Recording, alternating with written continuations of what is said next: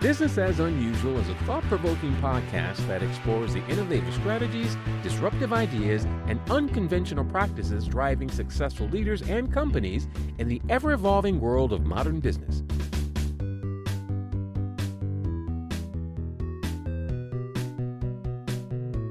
Subscribe, comment, and share for weekly inspiration with our host, Aicila. Hi, welcome to Business as Unusual. Today we're chatting with Frana of Frana BA Consulting. Welcome to the show, Frana. Thank you for having me. I'm nervous and excited.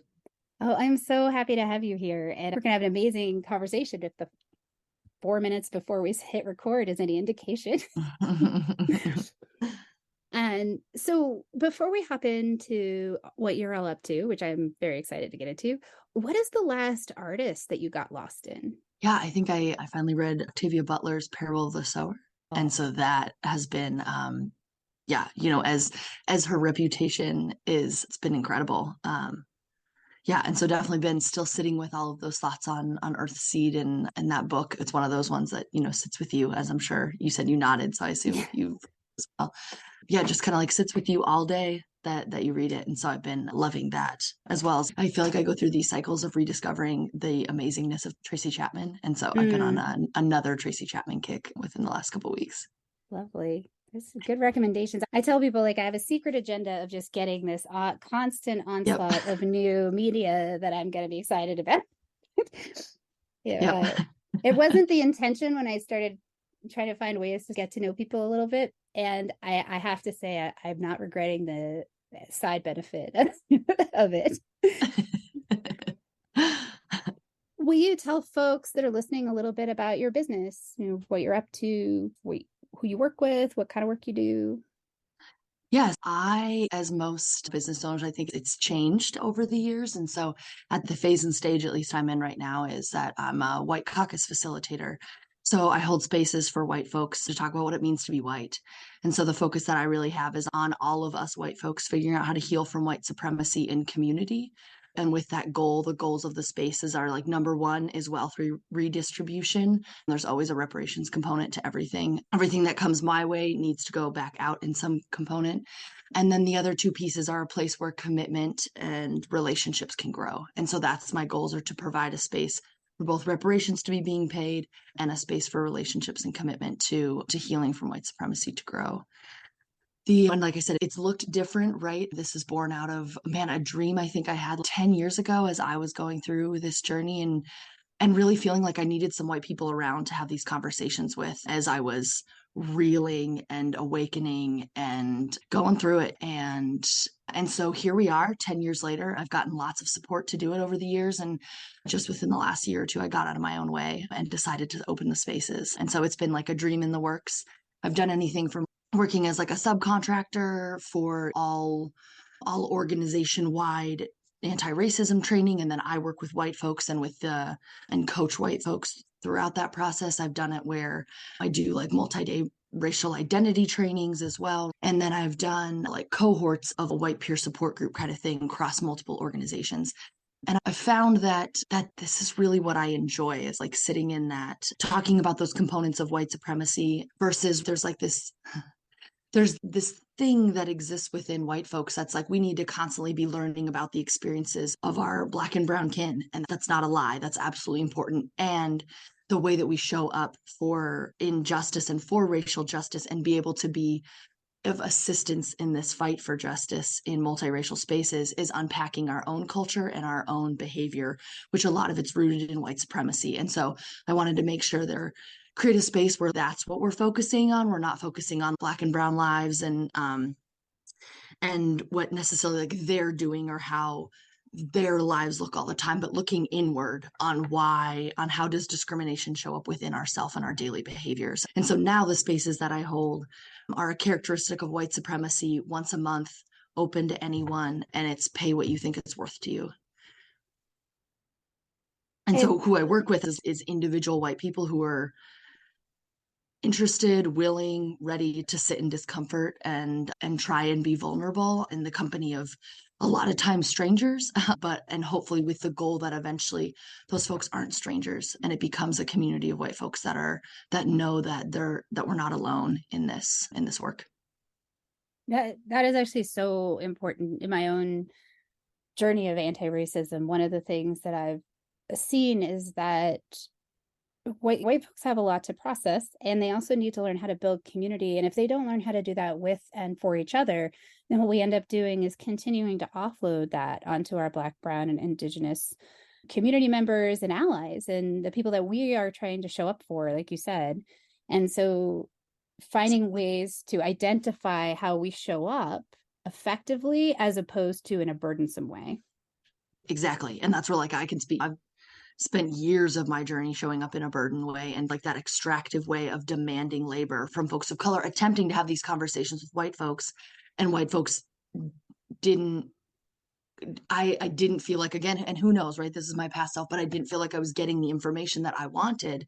And so then I extract it from a person of color. And so understanding that that's part of the goal of this space is that we do less of that and we come together as a group of white folks and do some of that healing. So then we do less harm in spaces that are multiracial. Yeah, I think it's really important work, and I'm excited to see the awareness of it. I feel like I personally am seeing more of that awareness amongst white people in white spaces, not just performatively. and also more skills building possibilities like this, where people can actually find that place to learn and grow so that they can show up effectively. What set the stage for this for you? And was there a specific incident that you had an aha moment to see this as a need, or was it just a natural evolution or some combination that you can share or identify? Yeah, I think my experience is similar to a lot of white folks. I had no idea I was white. And yeah, I had no clue that I was white and then what that meant, probably until I was about 21. And I had to go to a predominantly Black country to really wake up to my whiteness. And so I studied abroad in Trinidad and Tobago. And yeah, I had all sorts of experiences there that when I was having them, it felt like I was getting treated quite differently regularly. Mm-hmm. And I think I had grown up being taught the majority and minority perspective of like, if I wanted to look at it through a racial lens, it was like white people are the majority. Yeah. And so that was like my aha moment. That was like, wait, now I'm the minority and I'm still getting treated differently. And with that, I could feel myself getting like more benefits, more privileges, right? More benefit of the doubt, more trust, right? Yeah. And so I think it was like my last week there and I made some comment, I can't remember. And I was with a bunch of Caribbean men that were friends, and they took some time to pour some labor into me and really tell me about imperialism and what it actually means to be from the US and what it means to be white, and like their lived experience and their understanding of the economics of the Caribbean and what the US has done there. And yeah, I remember getting on that plane and just be like awakened that process of just being completely struck by what, like, how can I believed them, and that was just so different than what I understood. That it was, yeah, there's no, besides just running through all of these memories of what was actually the truth that happened during those times. Yeah, and then at the time was really dealing with some stuff, and so started like talking to some people about it, and was recommended to go to the Social Justice Training Institute as an undergrad, and then dove into academic classes. And so for a long time, that was what a lot of this looked like for me, was within the scope of academia and intellectualization.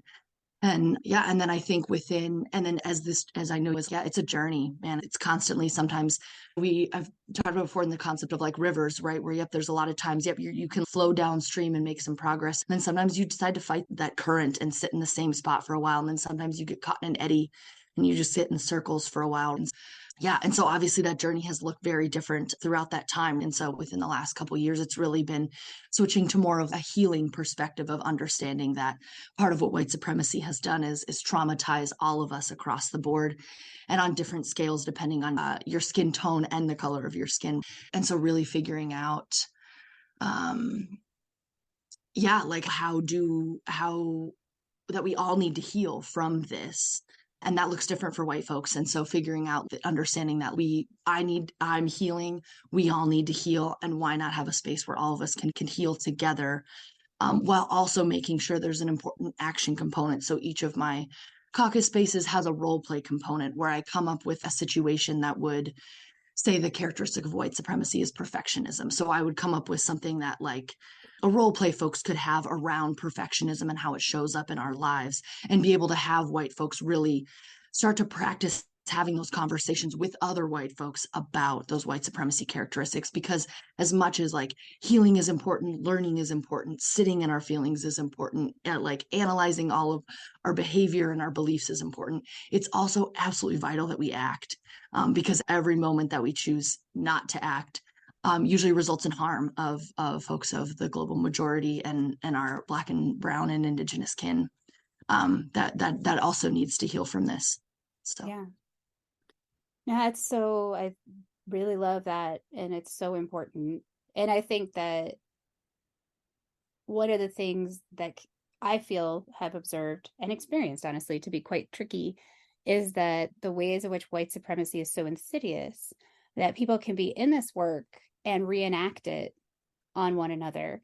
And so that disruption that you're talking about, like coming from that place of healing, really owning, we don't get a cookie, we're not the good white person.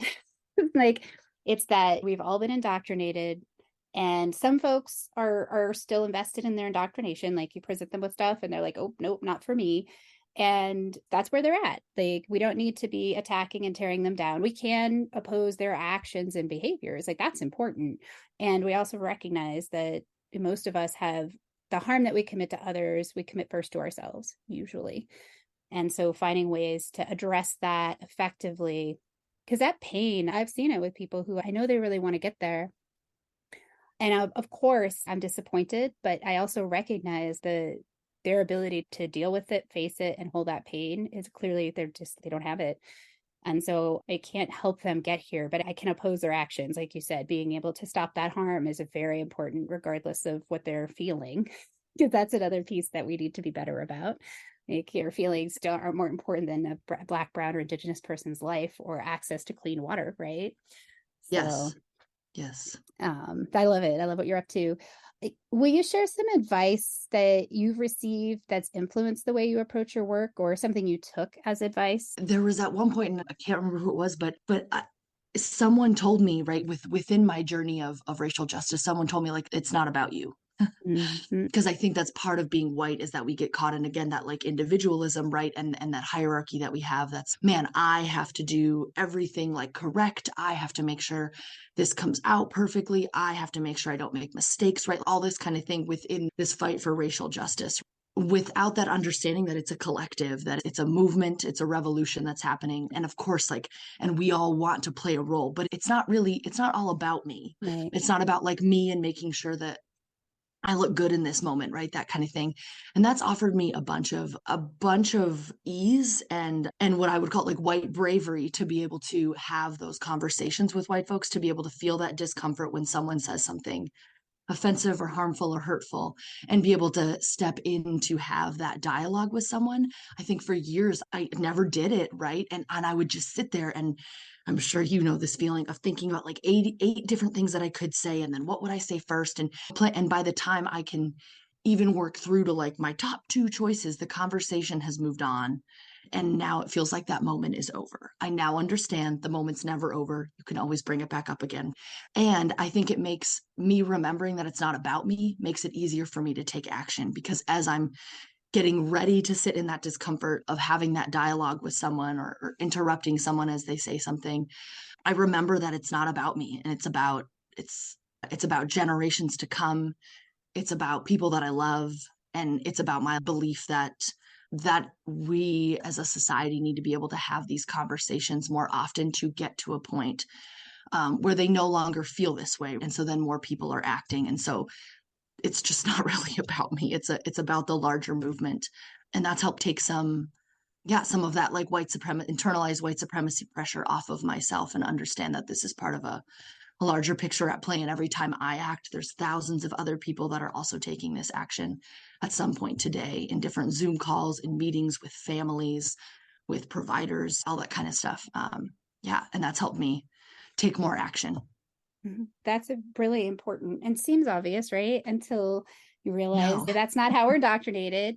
I also feel like one of the things that you were talking about, like the have to do it all, and in that perfectionism, it's an interesting thing that I've observed about both myself and other white women is this unwillingness and also lack of awareness of our own power, and then an inflated sense of self-importance. So there's this place of I'm supposed to achieve all these things, right? And be perfect. And also not actually be in touch with my competence and my power. I'm supposed to be compliant, right? Or there, and so I feel like that dichotomy is a very interesting nuance to unfold, I guess, in terms of what you're talking about.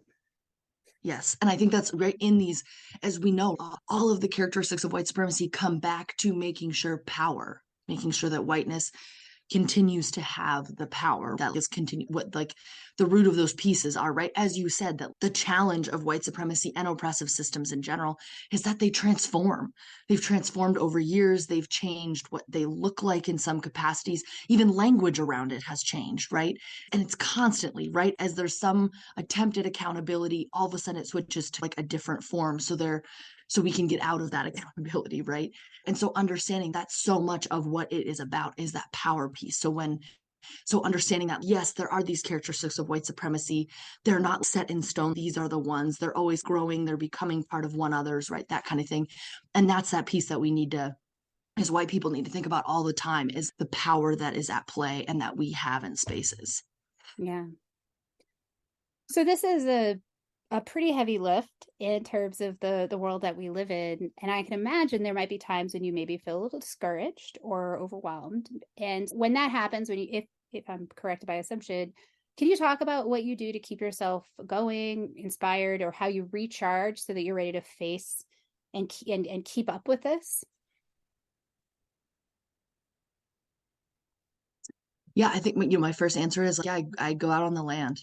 That's like it's just like usually like silence. If I'm with someone, that's okay, as long as then I establish that boundary that I want some alone time in this. But yeah, usually just out on the land, pay attention to the leaves, the little plants, the sounds that I hear, that kind of stuff. I find really healing, and nature is healing.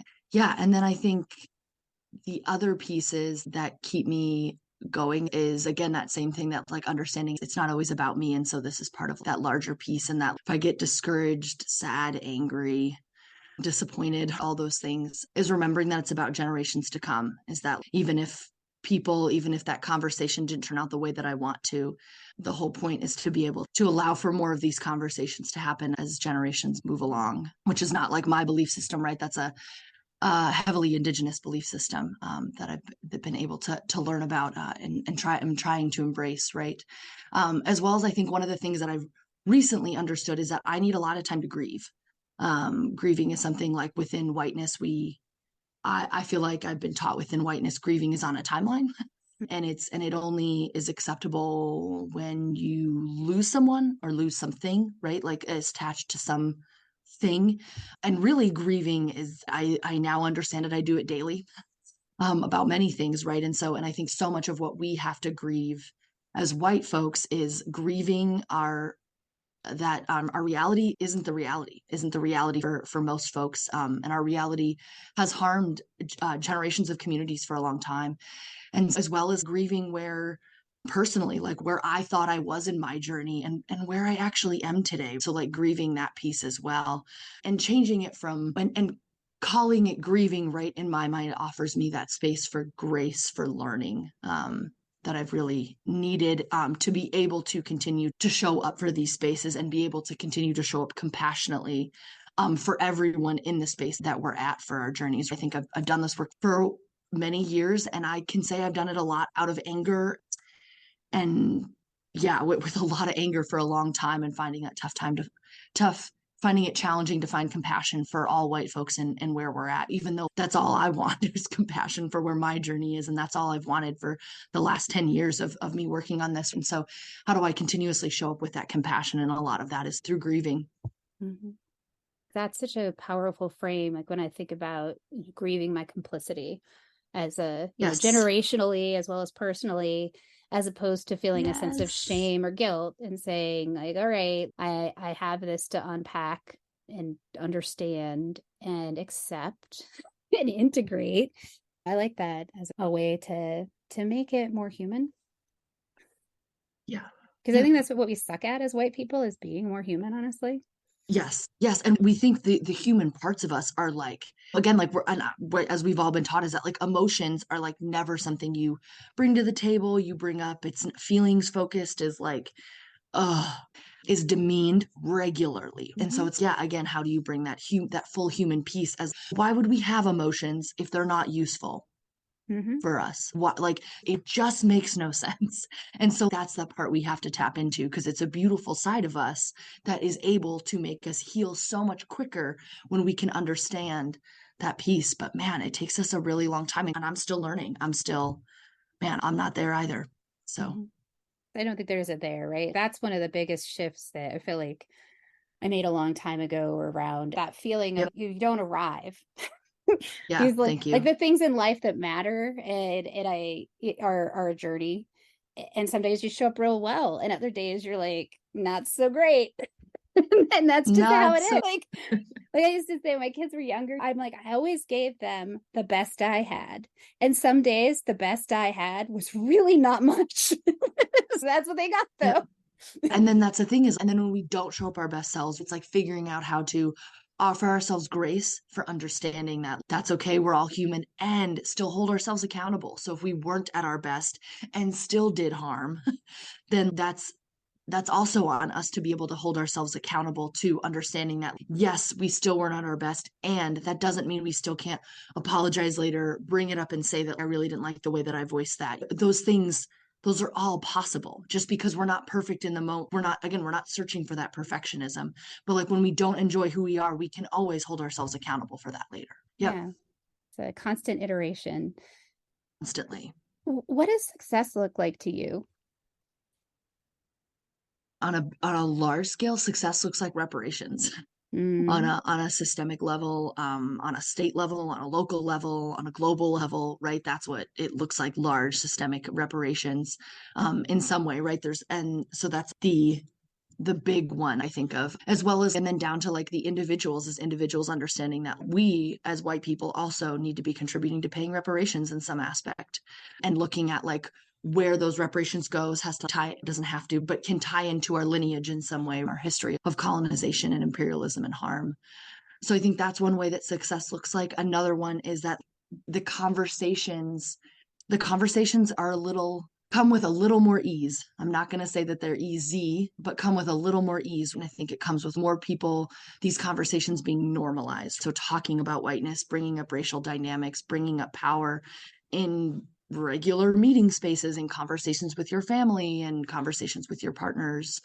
That kind of thing that's, I think, what success looks like. And I think that's where, it's taken me years within the phase that I'm at in my business. And so it was really thinking about, what do I enjoy? What am I good at? What keeps me out of my inbox? Because I could really do without it. And admin time, those things, I'm all set on those. And so how do I do things that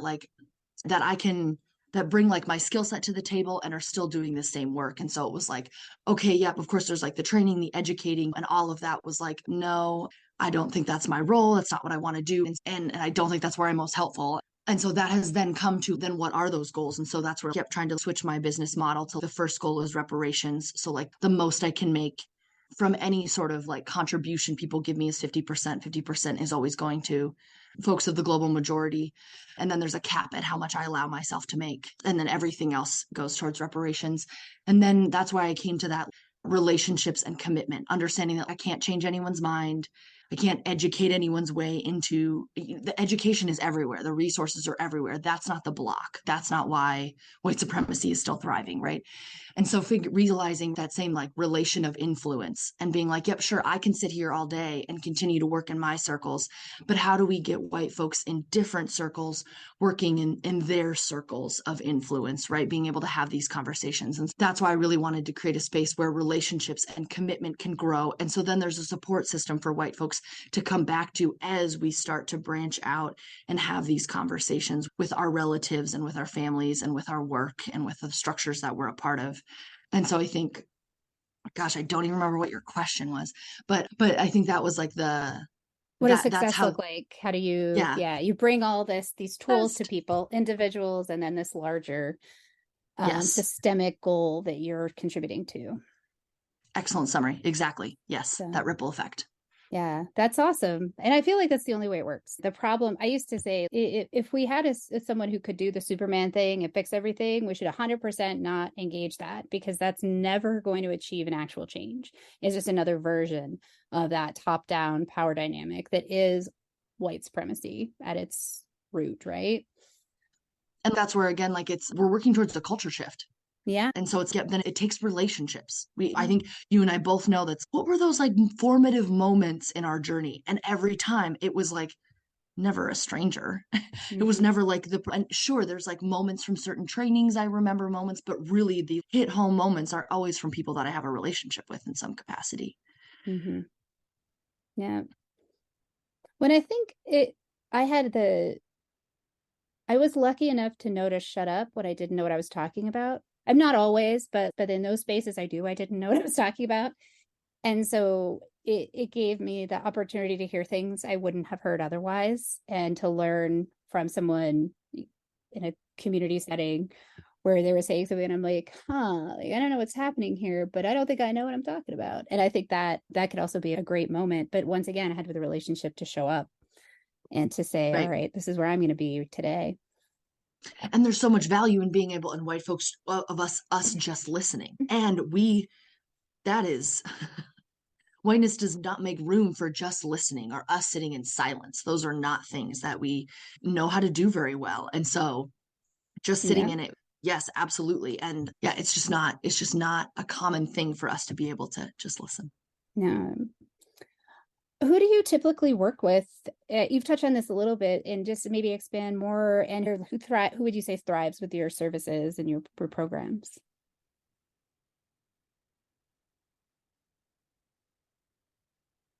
Yeah, I think the goal is that it's a thriving space for any white person who's feels ready and willing to do some work. When I preface that, yep, these spaces are full of discomfort, and I'm asking everyone to show up with a level of vulnerability. So if you're willing to bring some vulnerability and sit in discomfort, hopefully these are the spaces for you.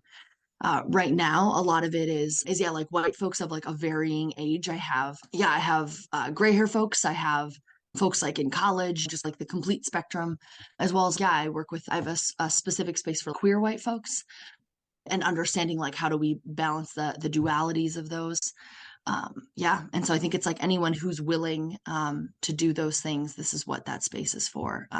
But it's definitely not it's not a space, and it's a space, the goal is this is the space to make mistakes, is that this is the space to be like, wait, I've heard this before, but that didn't sit right. What does that mean? Or again, role playing, like trying things out and realizing that how you think you could solve the problem is actually still problematic, but being able to understand that in a group of white folks that can help us move through that is really what we're going for. And so I think it's like anyone who is willing to do that work, and at least thinks they want to in some capacity. And that's where, again, it's like, it's open, it's pay what you think it's worth. And so it's quite a variety of folks that have been showing up. That sounds fantastic. For folks who are listening, who are very interested, they want to learn more, sign up, follow you, get in touch, what's the best way for them to do that? Yeah, I think so. If you're in Alaska, the Facebook is like the web browser of Alaska. And so I'm Frana BA on Facebook. And so you can get in touch with me there. I also have an Instagram that's like a lot more personal mixed with business. I don't really feel like they're completely separate, so I don't try to keep them that separate. And then, my email is probably the easiest way to get directly a hold of me. I'd be happy to add you to like my newsletter list. And that's where I have found through the last year, that's where most of my participants come from. And so that's where all of like the information about my programs are usually launched. And so that email is F, and then my full last name, which is Burtness Adams, BURTNESADAMS @gmail.com. Thank you so much for taking your time to talk to me today. I'm sure there's so many more things we could dig into, but I really appreciate you giving us a little taste of what you're up to. Thanks for having me. This was awesome. I really appreciate you. Yeah, the invite. And thanks everybody for listening. Check out what she's up to, please. We need more. More people doing this.